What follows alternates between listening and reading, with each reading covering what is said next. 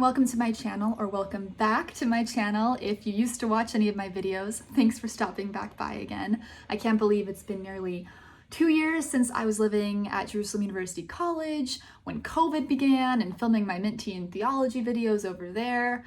Wow, what a different time that was. And now nearly 5 years since I began my Mercy Ships Adventure series, which is really what set me off on the whole vlogging journey to begin with. And yeah, that was 5 years ago in Cameroon, 2017, when I was a little chaplain intern just starting out, fresh out of college. What a time it has been, and so much has happened in the last 5 years, a lot of which I shared with you, a lot more which I haven't filmed, and I've just been living, living it up over here in Seattle. I've been working as a hospital chaplain at a hospital in Tacoma, just a 45-minute commute from here. I've been finishing seminary. I graduated in June, and then I finished my hospital chaplain residency just about 2 weeks ago, or a week ago now. And so it's been a really busy but full, shaping and growing, stretching kind of season. And it was the kind of season that I needed to just do on my own as well. Not really the type of stuff you can video in the hospital. So I'm glad that I had that intentional break from vlogging, but it is something I've also missed. I love videography as an art form. I love getting to share things with you guys, and it also helps me reflect on life and the adventures of life in a deeper and more meaningful way when I share stuff with you. So I'm excited to be back, and I am starting up these vlogs again for a specific reason, because in the midst of all of these things in my life that I had been working toward for so long, coming to an end, seminary and residency and the Jerusalem University College experience, which had been a dream of mine for so long, that ended, and then all of these different things kind of reached their fullness, so to say. I was told about something called the Parish Pulpit Fellowship, which seminary students at Fuller who are graduating are eligible to apply for.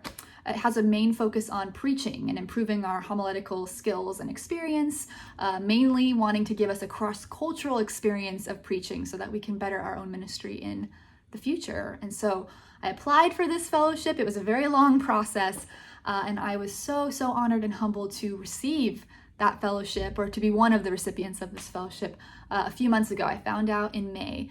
And so I'm actually heading off now on this year adventure that I got to plan myself. I was given the connections and the finances and just basically the ability to go on this trip, but I have to plan all the details. And so I chose to begin my fellowship year by hiking the El Camino in Spain, Del Norte, the northern way of the El Camino. It's an ancient Christian pilgrimage that people have been doing, I think, since the medieval ages. I'm reading a book right now. I have a lot to learn on the plane ride over, but I am very excited to do this pilgrimage with my cousin Emily, who will be coming with me. We only have just over 3 weeks to hike, and so we are going to be hiking about 300 miles.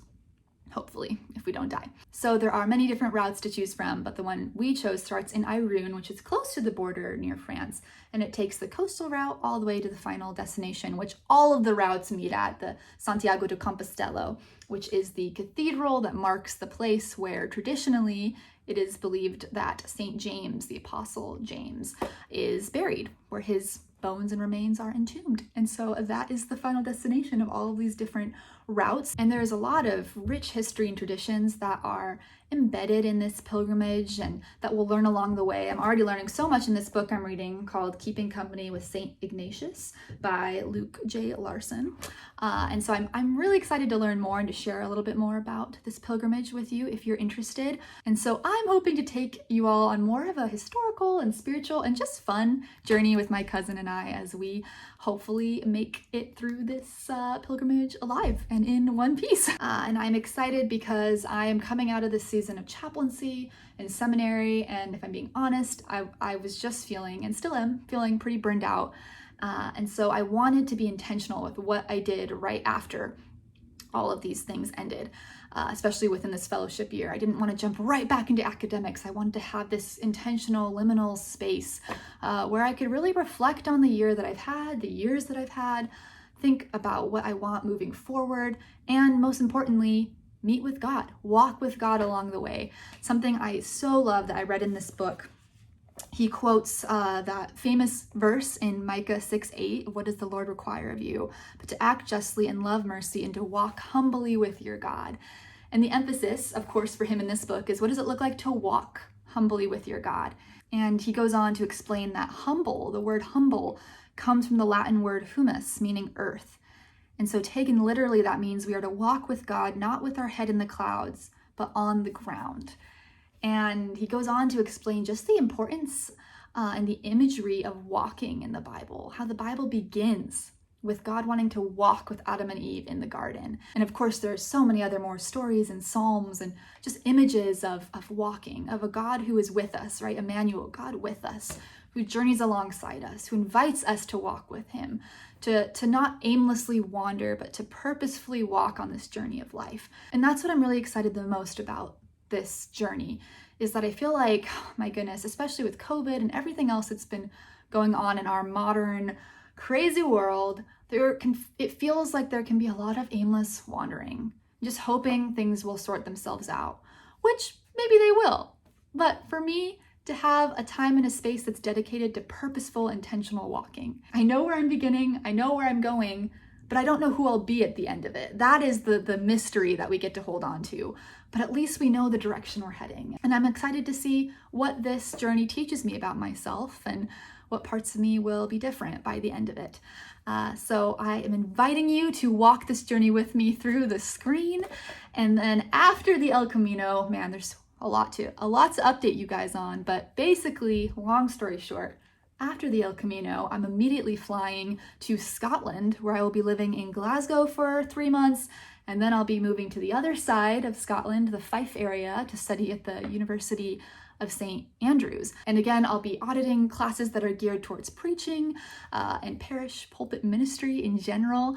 And so I'm excited to take you on the journey and just see where it goes. The intentional journey of the El Camino, and then the greater journey after that of what I will learn and see in Scotland. So if that sounds exciting to you, I hope that you'll stick with me for the next however many videos this is.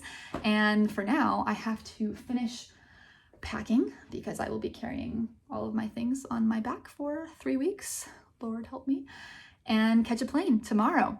I'm also stopping in London for a few days, so that'll be cool too. I have had a long list of things I want to see at the British Museum ever since studying in Jerusalem, because a lot of the things we study are over there. So excited to take you there as well. And until then, hope you have a wonderful day or evening wherever you are, and I look forward to seeing you on the El Camino, or on the way as it's translated. And thanks for coming with me on this next journey.